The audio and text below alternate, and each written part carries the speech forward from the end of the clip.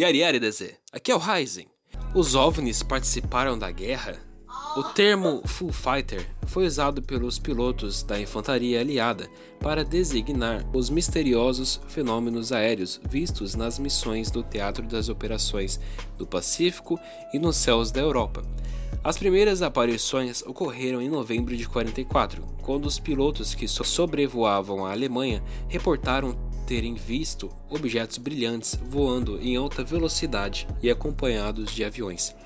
Esses misteriosos objetos foram descritos como bolas de fogo brilhantes vermelhas, brancas ou até alaranjadas. Alguns pilotos disseram que elas pareciam com luz da árvore de Natal, sendo que elas variavam de tamanho, entre 91 metros e 30 centímetros.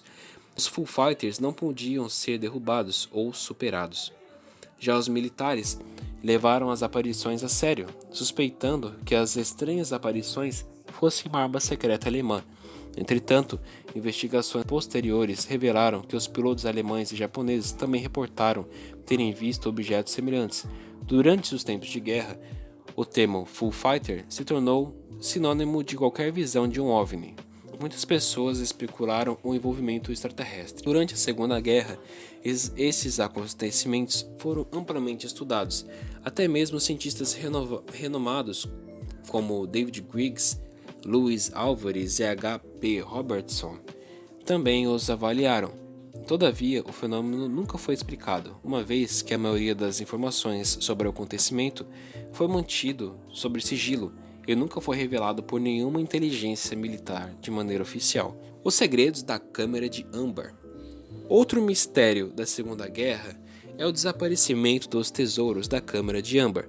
O local havia 55 metros quadrados e consistia em diversos painéis decorados, como âmbar, espelhos folheados a ouro e 4 mosaicos florenses.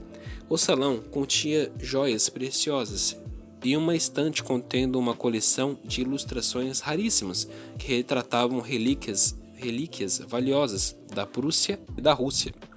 Os itens foram criados pelo rei Friedrich I e foram dados de presente ao czar russo Peter o Grande em 1716. As relíquias foram dispostas no Palácio de Catarina, próximo a São Petersburgo.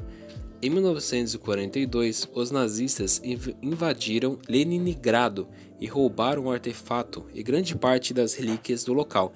Eles expuseram a vitrine no castelo de Königsberg durante a guerra. Entretanto, em abril de 45, após a rendição alemã, o tesouro não estava em nenhum lugar e não foi visto desde então. Todavia, recentemente, foram descobertos indícios de um possível esconderijo subterrâneo onde o tesouro pode estar escondido. E por último, as estranhas coincidências do Deadly Double. Se você vasculhar o mundo das experiências paranormais, eventualmente vai se deparar com a numerologia. Os numerologistas são pessoas que encontram significado em estranhas coincidências numéricas, que algumas vezes possuem credibilidade.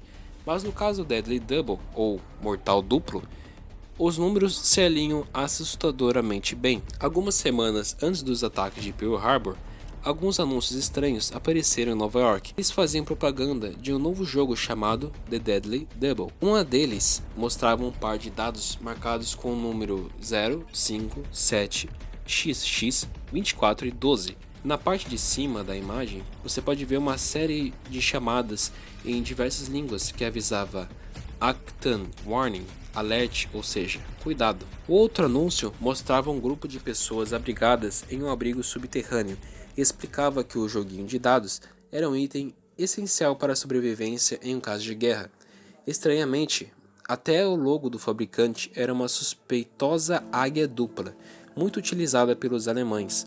Ainda que os anúncios tenham uma aparência suspeita, apenas em retrospecto eles poderiam ter uma mensagem codificada. Por exemplo, os números poderiam fazer uma alusão à data do ataque de Pearl Harbor, 7/12, ou dezembro, sendo que os outros números poderiam representar os códigos que deveriam ser decifrados pelos agentes que estavam disfarçados nos Estados Unidos.